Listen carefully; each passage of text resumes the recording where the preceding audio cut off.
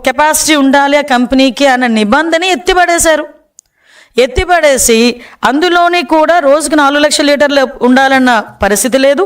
వాటితో పాటు కండిషన్ 19 అది కండిషన్ 18లో కూడా 3 సంవత్సరాల అనుభవాన్ని 1 సంవత్సరానికే తగ్గించారు. టర్న్ ఓవర్ని కూడా 250 కోట్ల నుంచి 150 కోట్లకు పడిపోయింది. ఆఖరికి FSSAI రిపోర్ట్ ఉండాలి, దాని సర్టిఫికేషన్ ఉండాలి అన్న నిబంధనను కూడా పక్కన పడేశారు. ఎవరి గురించి, ఎందు గురించి, ఎవరి జేబులు నింపడం గురించి, ఎవరి కళ్ళల్లో ఆనందం చూడడం గురించి, ఎవరిని మోసం చేయడం గురించి. పాలే లేకుండా నెయ్యి ఎలా వస్తుంది? అది చిన్న పిల్లోడిని అడిగినా చెప్తాడు. ఎలా వస్తుంది? నాకు తెలిసి ప్రపంచంలోని ఏ టెక్నాలజీ కూడా పాలు లేకుండా నెయ్యిని తీసుకొచ్చిన టెక్నాలజీ, ఎంత టెక్నాలజీ పెరిగినా ఆ టెక్నాలజీ అయితే రాబోదు, రాలేదు. కానీ ఇలాంటి టెక్నాలజీ ఏవైనా నేను ఇందాక చెప్పాను కదా, ఈ KBR బోర్డులో ఏమైనా తాడేపల్లిలో ఉందేమో ఒకసారి చూడాలి.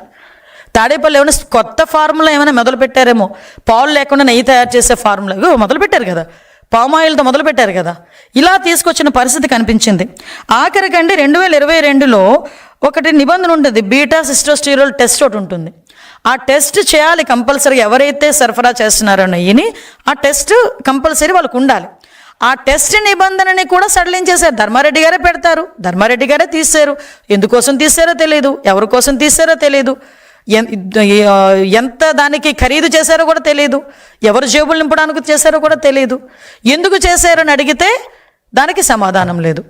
ఈరోజు ఆఖరికి లాస్ట్ అండ్ ఫైనల్గా ఈ మహాపాపాన్ని తల చుట్టుకుంటుంది అనుకున్నాడు ఏంటో తెలియదు. కానీ ఈ YV Subbareddy ex chairman Jaganmohan Reddy తాలూకా వాళ్ళ బాబాయ్ ఈ రకంగా ఈరోజు మాట్లాడుతున్నారు. ఈరోజు ఒకసారి వినండి ఒక interview. I agree that they have submitted in their report that ghee is adulterated, and they have also mentioned adulterated ghee supplied because of so many people's involvement and some officers involvement, some third persons involvement in the all those people were named and charge sheeted also. Ghee is adulterated with some palm oil, some canola oil, some other items, whatever it is that is found in the CBI SIT report that has been mentioned there. విన్నారు కదండి, నిన్నటి వరకు కల్తీ జరగలేదు అనుకున్న పెద్ద మనుషులందరూ ఇప్పుడు ఏం సమాధానం చెప్తారు? అంటే అడల్ట్రేషన్ జరిగిందట, కల్తీ జరిగిందంట, అందులో పామ్ ఆయిల్ ఉందంట, అందులోని పామ్ కెనాల్ ఆయిల్ ఉందంట, అన్నీ ఉన్నాయని ఆయన ఒప్పుకుంటున్నాడు, ఛార్జ్ షీట్లు ఉందని ఒప్పుకుంటున్నారు. కానీ ఆఫీసర్స్ అందరూ చేశారు, థర్డ్ పర్సన్స్ చేశారని చెప్తున్నారు. మరి ఈయన తాలూకా సిగ్నేచర్ ఉండక్కర్లేదా? పర్చేస్ కమిటీ ఎవరి ఆధ్వర్యంలో ఉంటుందని పర్చేస్ చేస్తుందండి?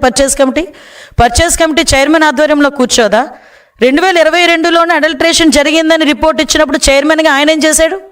ఆ రోజు ఎందుకు దాని మీద చర్య తీసుకోలేదు? ఇలాంటి వాళ్ళని ఏం చేయాలి? ఇలాంటి వారు ఎవరికి సమాధానం చెప్పాలి? ఈరోజు ఏదో బయటకు వచ్చి చాలా ఏమీ జరగలేదన్నట్టుగా లైట్గా మాట్లాడి వెళ్ళిపోతే దానికి సమాధానం ఎవరు చెప్తారు ఈరోజు? అంటే ఏంటి హైందత్వం మీద మీకున్న కోపం ఏంటి? దేనికి హైందత్వం మీద మీకున్న కోపం? అంటే ఒక ధర్మాన్ని పాటిస్తున్న, ఒక సనాతన ధర్మాన్ని పాటిస్తూ, ధర్మాన్ని నడిపిస్తూ, ఒక అందరికీ నమ్మకమైన ఒక కలియుగ వెంకటేశ్వర స్వామి తాలూకా అంటే ప్రసాదాన్ని రసాయనాలతో తయారు చేసి ప్రజల ప్రాణాల మీదకి, ప్రజల సెంటిమెంట్తో ఆడుకున్న వాళ్ళకి మిగతావి కల్తీ చేయడం ఎంత ఈజీ అవుతుందండి? అంటే ఇప్పుడు 5 సంవత్సరాలు ఒక్కసారి మేము వెనక్కి వాళ్ళ 5 సంవత్సరాల పరిపాలనలో ఏ ఒక్క చిన్నది పార్ట్ తీసినా అందులో కల్తీ ఉంటుంది గ్యారెంటీగాను. అందుకే అన్నాం కల్తీ బతుకులు, కల్తీ మనుషులని.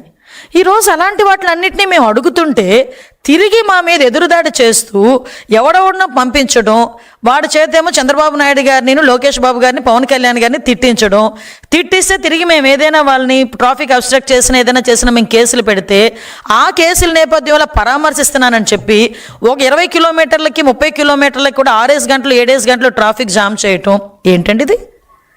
అంటే ప్రజలు చూడట్లేదు, ప్రజలు గమనించట్లేదు అనుకుంటున్నారా? లేకపోతే మీ సాక్షి మీడియా ఎలివేషన్స్కి ప్రజలు పడిపోతున్నారు అనుకుంటున్నారా?